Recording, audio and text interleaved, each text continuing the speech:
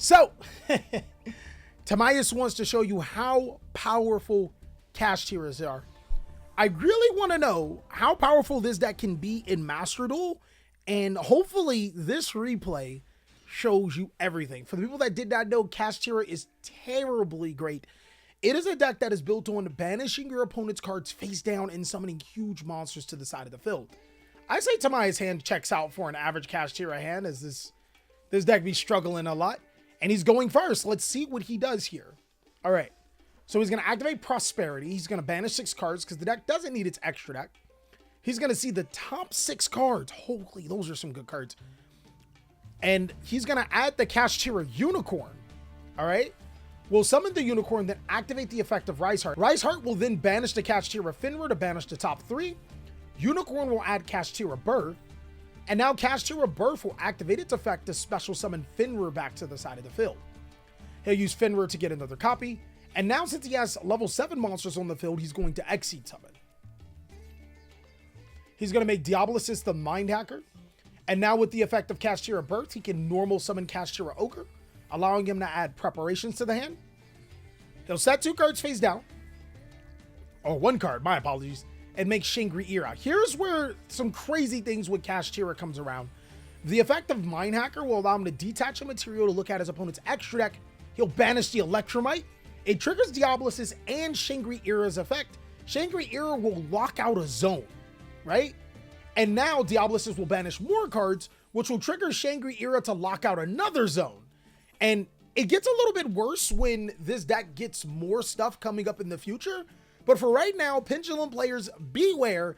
This deck can lock out your Pendulum zones, which I'm not 100% sure why Tamias didn't do that after seeing a Heavy Metal Fool's Electromite, but we'll find out. All right, it can also special summon. He'll special summon Kashtira Unicorn, which will be able to banish another card. And our opponent will start off with Finra, Finra is just incredibly good, guys. It's just a great card to play inside of your deck because it allows you to be able to break your opponent's boards a little bit.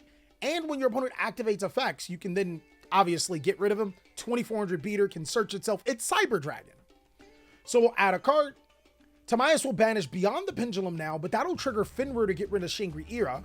Diablosis will also activate, and Shangri-Ira will attempt to banish another zone. So going backwards, the Shangri-Ira gets rid of the zone. The Diablosis banishes more cards off the top of the deck, depending on how many cards banish. And when Shangri-Ira leaves the field, the zones get unlocked again. So our opponent's back in a good spot. They'll summon Black Fang, attack, activate Odd Eyes, summon Odd Eyes, go into main phase 2, activate Odd Eyes. I thought that was interesting. We'll activate Preparations to be able to banish or special summon one of our banished monsters or from our hand. We'll summon Finra, and then keep in mind, Finra will be able to banish another card because you never activated that effect. We'll go Beyond the Pendulum and Odd Eyes Vortex. That'll be able to get rid of the Mind Hacker here. So our opponent's really playing into this as best as he can. Star Pendulum will be able to add Wisdom Eye. Finra can activate its effect, which it will. And Vortex will be able to shuffle to be able to negate. So the crazy thing about this is that we've already checked 18 cards out of our opponent's deck. And 2 cards out of their extra deck. So 16 out of our top deck, 2 cards out of their extra deck. It puts us in an interesting spot. He'll destroy Wisdom Eye to be able to get Oath Dragon, and now with harmonizing an Oath Dragon in his scale, he can now Pendulum summon, which is exactly what he'll do. He'll summon Black Fang and a Kashtira. Oh my god. Hey, hold on. Wait. Hold on.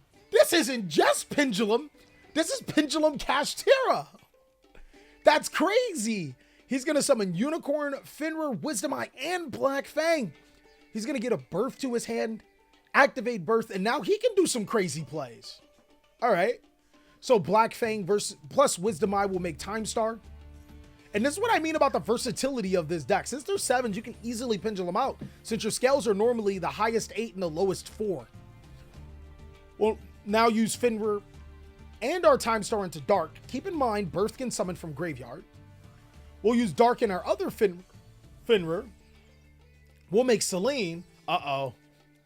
Selene will be able to special summon a Spellcaster. We'll special summon Wisdom Eye. Access code. Oh, I wonder why didn't Tamias use Cold Buy? Because it's definitely gone now, right? We summon Access Code Talker, target the Selene. Our opponent uses Called by the Grave on Resolution. We have a dark. Oh, okay. So it looks like we're only going to be able to destroy one card, which most of the time, if you guys are going against this deck, stopping Kashtira Birth literally is the best thing that you can do. Granted, preparations, I don't think preparation summons anything right here. Birth is literally the card you want to stop every single time against this deck. All right. So we'll call by the grave the Selene. He'll activate Birth to be able to banish. That was not, oh, banish face down. I was like, that's not smart because this can summon, but I forgot. It's face down. We'll trigger our Birth to banish 3. Oh no, Axis Code Talker isn't destroying anything now. Axis Code Talker has to destroy preparations. Ooh, now the reason why I'm doing that is because Birth can still summon from the graveyard and it still gives him a normal summon. Oh no, I'm not sure if getting rid of your own Axis Code Talker or even triggering the effect of Birth were really, really good ideas. Our opponent may just fumble themselves into a loss. All right, we'll draw Imperm here. 2 cards on field. Birth is the most important card because we're getting back Fenrir. They're going to activate Birth to banish 3 more. I mean, we already got back Fenrir. We'll then Exceed summon. I don't know why. Maybe we don't play a huge count of Kashtira monsters because Fenrir definitely could have added an Ogre. Oh, we probably already play 1 Ogre. But Fenrir definitely could have added another Kashtira monster to normal summon because we have Birth. We'll attack over Odd Eyes. Oh, wait, never mind. He would have Vortexed it. We're right. We're good on that. Diablos then banishes. Unicorn will get rid of our Shangri-Ira. And we're in a good spot because we'll be able to rip another card out of this extra deck. And we'll be able, since we did battle with an Exceed monster, something that's really, really good for this deck is Divine Arsenal AA Zeus. So now Zeus gets rid of the entire board. He sets ones and pass. So there's actually really something really good about Kashtira. Like, this deck is really good at coming back into the game. Let's take, for example, if he drew a Birth, he could potentially summon one. Then if he can get to another level 7, he can make a Zeus of his own, and Zeus can't do anything.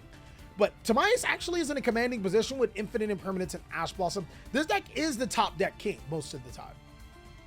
We'll activate Black Fang. We'll activate Pendulum Stork. Holy God, he drew Scales. I don't know what we're going to summon. Old Dragon, target Vortex. We let that go. We half the attack and then double. That gets us Time Star. And I don't think that there was anything he could do there. That was a incredible goof by our opponent. That was huge. Sometimes you really got to pay attention to what happens. If I had to get that Squamatas, I would have to say that's a 4 out of 5 Squamatas. It shows you how powerful this deck could be. And it was really, really fun to watch. But let's watch Timaeus' deck profile. Okay, guys, so jumping on into the deck profile here. There's 3 Maxi, 3 Ash, as it always should be in Master Duel. There's 2 Rise Heart, which is, maybe it got banished face down off of some effects. There's 3 The Ascended Thunder. This card's really good because it can summon itself as a level 7 monster for just 3,000 life points. And life points really don't mean much. There's 2 Fenrir, 2 Ogre, 3 Unicorn, 3 Lava Golem. This card's really, really good as it allows you to break your opponent's boards fairly easy. Those board breaking cards like Lava Golem and Kaijus are extremely powerful against Kashtira.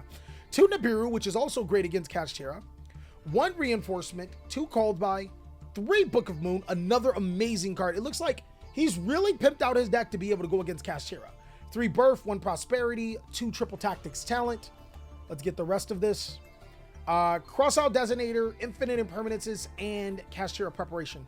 Now, one card I really want to say that Kashtira players should be playing is Donner Dagger for hire, because a lot of times your opponent will want to give you cards like Kaijus or Ibli or stuff like that, and you're going to have to get rid of that so you can summon your monsters. Donner allows you to be able to get rid of your opponent's card, clearing your board for Kashtiras, as well as get rid of the opponent's monster that they potentially gave you. There's 2 Big Eye, there's 2 Titanic Moth, 2 Diabloses, 2 Armed Dragons, 2 Shangri-Ira, 1 Zeus. None of these really matter too much, especially since a Rise Heart isn't out. 1 Link Grebo. This is when your opponent gives you the Ibli. 1 Underworld Goddess, 1 Donner, and 1 IP. I think that was a really, really cool game and showcase how the deck did. And of course, if you have a replay you want to show us, you already know what to do. Follow that information down below in the comment section as well as the description. And I can't wait to see your video.